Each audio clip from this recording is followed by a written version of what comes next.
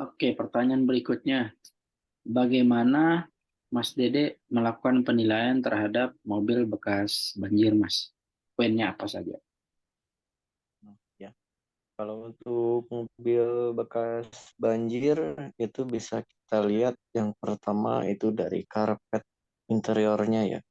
Kalau misalkan sudah lecek atau misalkan sudah berbau, itu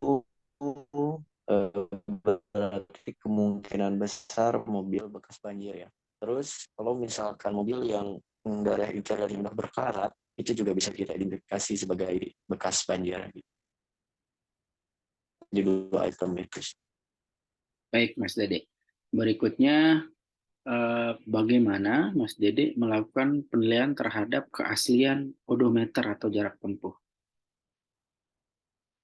Kalau untuk keaslian odometer, itu bisa kita validasi keasliannya berdasarkan history service ya dari showroom.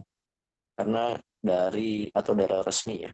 Karena dari daerah resmi itu pasti tercatat dari pertama kali kendaraan keluar sampai kondisi saat ini.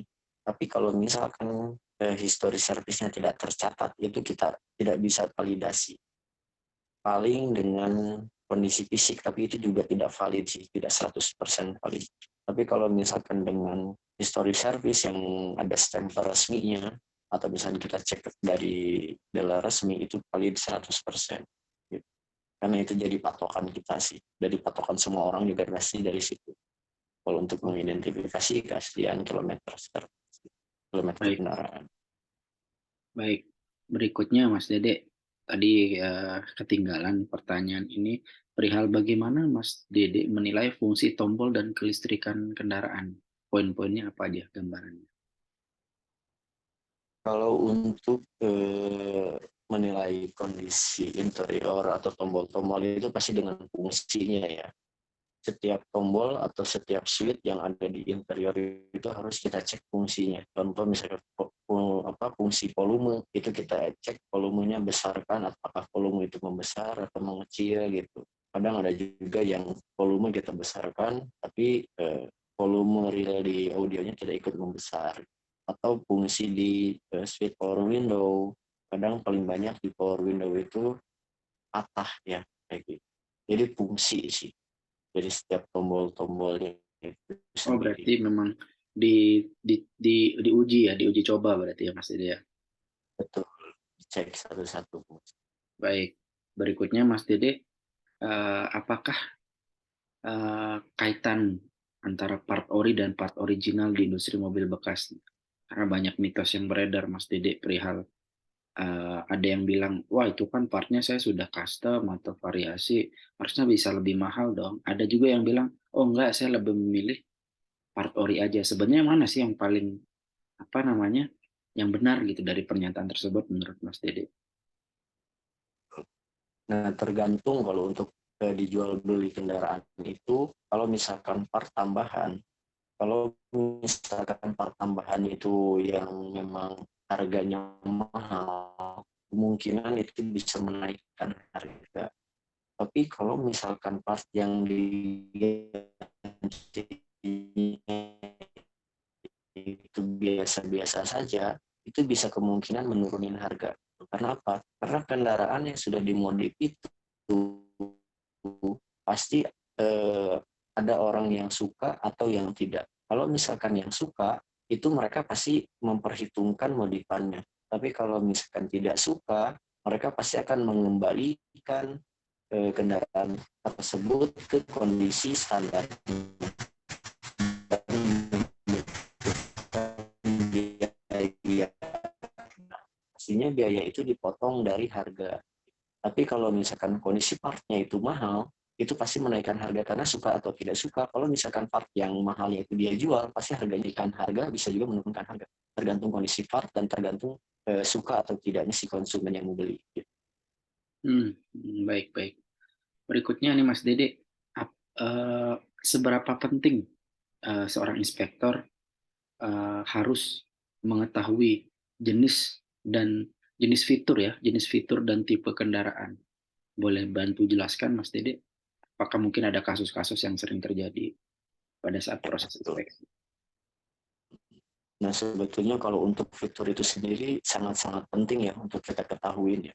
Karena kita kan untuk mengidentifikasi nantinya ini mobil berfungsi dengan normal atau tidak gitu. Contoh misalkan di Mercy yang memang mobilnya lumayan mewah itu ada yang namanya sistem air suspensi.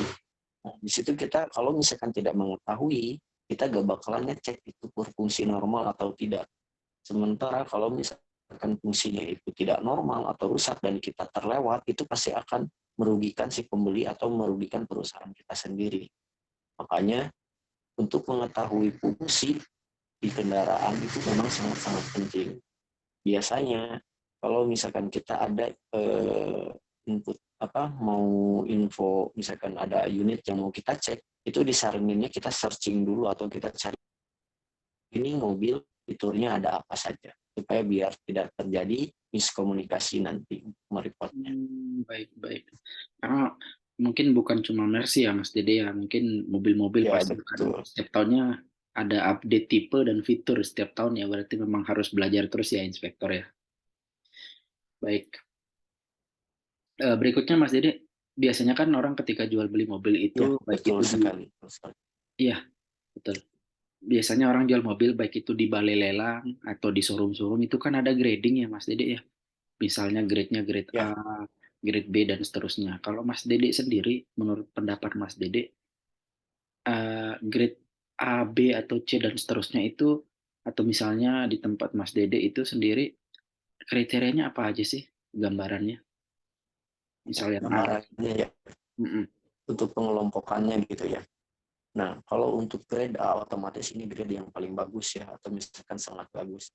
Nah, salah satunya dengan mobil bebas tabrak, bebas banjir, kelengkapannya kayak buku servis, kunci dan lain-lainnya itu lengkap, kemudian kilometernya juga rendah dan tercatat di history service, ini otomatis masuk ke grade A gitu. Nah, kalau misalkan grade B ini termasuk golongan atau kategori mobil yang baik ya. Itu apa saja jadi ukurannya itu bebas tabrak sama bebas banjir, tapi kilometer biasanya tinggi atau misalkan sudah ada baret-baret di bodi yang harus membutuhkan perbaikan tapi minor Baik, gitu, itu grade B gitu. B. Nah, untuk grade C ini hampir sama dengan B tadi, tapi bedanya di sini membutuhkan perbaikan yang lumayan banyak. Itu kilometer tinggi, perbaikannya lumayan banyak di bodi atau interior. Nah, kalau untuk grade D ini kondisi yang sangat buruk atau misalkan mobil yang udah banyak terjadi perbaikan. Salah satu contohnya itu mobil bekas tabrak atau bekas banjir, otomatis masuk ke golongan grade D. Kayak gitu. Baik. Berarti ada 4 grade ya. Oke, B, C. Ya, betul. Berikut ini pertanyaan terakhir lah jatuhnya ya Mas Dede. Bagaimana Iya. proses Mas Dede menentukan estimasi harga, baik itu harga perbaikan maupun harga perkiraan mobil itu setelah dicek? Itu prosesnya gimana Mas Dede gambarannya? Ya. Kebetulan kalau untuk di perusahaan kita itu kan sudah by system semuanya ya. Jadi sudah diatur sama pihak kantor pusat. Jadi setiap kita checklist yang ada di aplikasi, contoh misalkan satu pintu itu kita checklist bareng, itu otomatis 300.000 tak berkurang dari harga normal. Kayak gitu. Patokan harga Terus normal itu apa Mas Dede kalau boleh tahu? Mobil dalam kondisi apa eh, biasanya? biasanya dalam kondisi sangat baik. Oh, oke. Kondisi sangat baik. Nah, dari situ patokannya kan kita juga ada patokan harga ya. Patokan harga untuk semua brand, untuk semua tipe juga. Jadi udah ada di aplikasi kita gitu. Udah ada patokannya dan itu dibikin sama perusahaan kita sendiri. Jadi kalau misalkan nanti kita checklistnya itu kita centang atau misalkan terjadi kerusakan otomatis berkurang setiap satu panel itu 300.000 gitu. Dan kalau misalkan salah satunya kunci misalkan hilang, itu dengan nominal 1 juta untuk perbaikannya, untuk satu kunci. Itu dan ada beberapa lain komponen lagi yang memang ada nominalnya, contoh kayak aki itu berkurangnya sekitar 500.000 kalau misalkan kita cek checklistnya akinya lemah, misalkan kayak gitu. Nah, nanti setelah kita beres membuat di aplikasi atau reportnya sudah terjadi, itu otomatis nanti nominal terakhirnya sudah terjumlah gitu. Sudah dikurangin dengan hasil yang kita bikin. Contohnya misalkan kayak tadi baret-baret dan lain-lainnya itu sudah berkurang. Contoh misalkan 5 juta dari harga normal itu sudah berkurang dari 5 juta. Jadi Baik, udah by sistem semuanya sih, tidak diperkirakan secara langsung oleh inspektor gitu, enggak. baik. Oke, kalau begitu.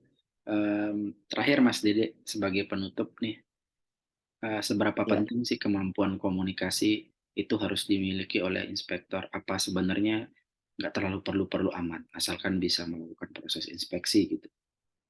Bagaimana pendapat Mas Dede? ya.